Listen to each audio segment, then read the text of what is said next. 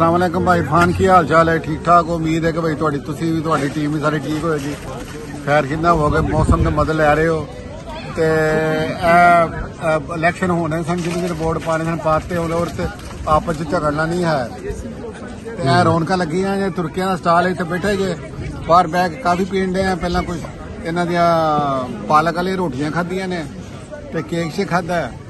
कि चलो तुहानू भी रौनक थोड़ी बहुत तुहानू भी नाल शामिल कर लीए। मौसम अजे ठंडी है ते लेकिन एक थोड़ी घटी जी ते फिर अज निकले हैं। रौनक वेखो तुसीं कहंदे रौनक नहीं है। Rambo number 539 Darmstadt Germany. बाबा जी गुजराल ये भी गुजराल का भाजी खान साहब तुहाडे लई गाना Every little thing's gonna be alright. See the war, every little thing's gonna be alright. Bam. Delegate किया इरफान साहब नू। अस्सलामुअलैकुम इरफान साहब, आपकी वीडियो देखते हैं, बहुत अच्छी हैं, बहुत फनी हैं। तो अल्लाह ताला आपको खुश रखे, ऐसे ही हंसते करते रहो।